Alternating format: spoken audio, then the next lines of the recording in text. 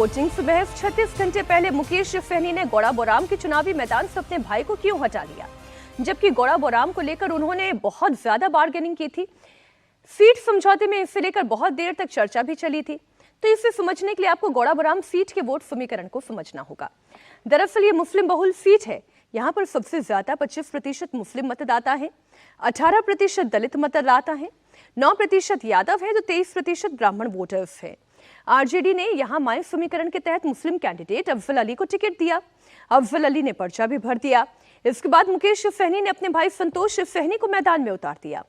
RJD ने अफजल अली को पहले नामांकन वापस लेने के लिए कहा। जब उन्होंने नामांकन वापस नहीं लिया तो 3 नवंबर को पार्टी से भी बाहर निकाल दिया।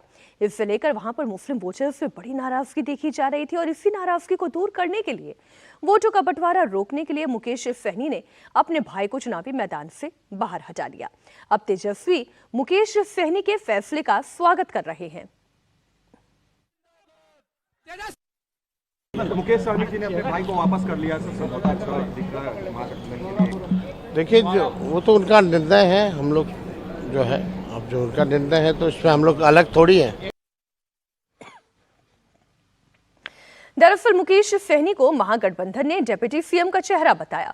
माना जा रहा है कि मुकेश सहनी पर इसे लेकर बहुत दबाव था, क्योंकि मुस्लिम वोटर्स की नाराजगी से आरजेडी को कई सीटों पर नुकसान हो सकता था। इसलिए मुकेश सहनी ने कैंडिडेट वापस ले लिया।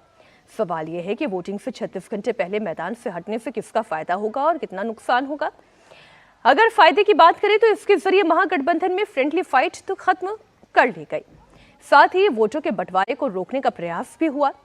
नुकसान यह है कि ईवीएम पर वीआईपी के उम्मीदवार का नाम और सिंबल दोनों रहेगा, क्योंकि नामांकन वापसी के बाद यह फैसला लिया गया। ऐसे में सहनी के सपोर्टर्स कंफ्यूज हो सकते हैं। दूसरा यह भी कि आखिरी वक्त में चुनावी मैदान से कैंडिडेट को हटाने से निषाद वोटर्स में नाराजगी हो सकती है। जो निषाद वोटर्स संतोष सहनी के साथ थे, उनके उत्साह में भी कमी आ सकती है और वो महागठबंधन के खिलाफ भी वोट डाल सकते हैं। वीआईपी पार्टी के मुखिया मुकेश सहनी इस वक्त हमारे साथ हैं। जिस विधानसभा में हम बैठे हैं, यहां से उनके भाई उम्मीदवार थे। गठबंधन में ये सीट वीआईपी को मिली थी, लेकिन फिलहाल यहां एक बड़ा बदलाव हुआ है। क्या बदलाव हुआ सर, किन हालात में हुआ? देखिए, स्टार्टिंग में ही कुछ सीटों पे वीआईपी भी दावेदारी था और आरजेडी का भी दावेदारी था। कुछ जगह आरजेडी में ने कैंडिडेट दे दिया था, कुछ जगह वीआईपी भी कैंडिडेट दे दिया था।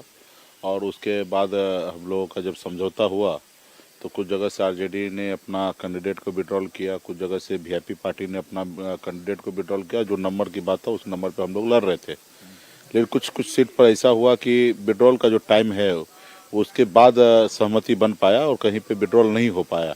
तो ऐसे स्थिति में हम लोग कोशिश कर रहे थे कि जो जहाँ पे भी कैंडिडेट, चाहे वो राष्ट्रीय जनता दल का हो या वीआईपी का हो, उनको आपस में मना के उसको मूव करा लेना। और इस पे हम लोग लगातार लगे रहे। और ये उसमें वीआईपी पार्टी का अंदर में ये सीट था जहाँ संतोष सहनी लड़ रहे थे, और यहाँ से भी अफजल अली जो है वो राष्ट्रीय जनता दल के नॉमिनेशन कर चुके थे और वो यहाँ पे लड़ रहे थे। काफ़ी टाइम तक बात हुआ कि वो समर्थन देंगे, बट ऐसा नहीं हुआ। इसके लिए तेजस्वी जी भी काफ़ी मेहनत किए और आके संतोष जी के लिए प्रचार भी किए, लेटर भी निकाल दिया गया, उनको पार्टी से निष्कासित भी कर दिया गया। उसके बावजूद भी क्षेत्र में थोड़ा वोट का जो था बिखराव दिख रहा था हमें। और जब बिखराव दिख रहा था, जब उधर से समझने के लिए तैयार नहीं है, तो ऐसे जगह पे हमें, क्योंकि हमारा लड़ाई सिर्फ एक विधायक बनाना नहीं है, हमारा लड़ाई है कि बिहार में सरकार बनाना। और जब सरकार बनेगा तो लाखों लोगों को जो ज़रूरत है वो सब जरूरी पूरा होगा। तो बड़े इंटरेस्ट के लिए, कि हमें पता है कि जब हम लड़ेंगे आपस में तो वोट का डिवीज़न होगा, तो इससे नुकसान होना है महागठबंधन का। तो ऐसे जगह पे जैसे संतोष सहनी मेरा छोटा भाई है, वैसे अफजल अली भी हमारे भाई जैसे समान है। तो ऐसे जगह पे एक भाई नहीं मान रहा था, दूसरे भाई को मना के हमने उनको और अफजल का समर्थन हमने कर दिया है। और अभी यहाँ पे मजबूती से 2 गुट नहीं होगा, एक ही गुट होगा। और यहाँ पे अफजल अली कैंडिडेट है महागठबंधन का, और हम लोग पूरी शक्ति के साथ उनको जिताएंगे। और इनके जीतने से हमारी सरकार बनेगा, सीएम तेजस्वी जी बनेंगे, डिप्टी सीएम मैं बनूंगा, और राज्य में जितने भी हमारे कार्यकर्ता है सबके चेहरे पे खुशी होगा। तो ये बड़ा लड़ाई के लिए हमें छोटा सा त्याग करना पड़ता है। छोटा त्याग करना पड़ा, ये पहले त्याग होता तो समझ में आता। जब चुनाव प्रचार खत्म हो रहा है तब आपकी तरफ से ऐलान किया जा रहा है। तेजस्वी आपके लिए प्रचार करके चले गए, तब ऐलान किया जा रहा है। अगर आपको मुस्लिम कैंडिडेट की तरफ से समर्थन नहीं मिल रहा था तो क्या अब निषाद समाज उनका समर्थन कर पाएगा, वोट ट्रांसफर हो पाएगा? जब उनका नेता अगर समर्थन कर रहा है तो निश्चित तौर पे होगा। रहा कि हम बिखराव नहीं चाहते हैं, मान लीजिए पहले ही हम लोग टिकट दे देते उनको तो वही कैंडिडेट होता। ऐसे बहुत जगह हमने कैंडिडेट दिया है, तो हमारी लड़ाई बड़ी है और हमने त्याग किया और वो भी अपने आदमी है, उनको हम लोग जिताएंगे। और निषाद समाज जो हमको चाहने वाले लोग हैं वो निश्चित तौर पे अफजल अली को वोट करेंगे और महागठबंधन का जो वोट है वो मिलेगा।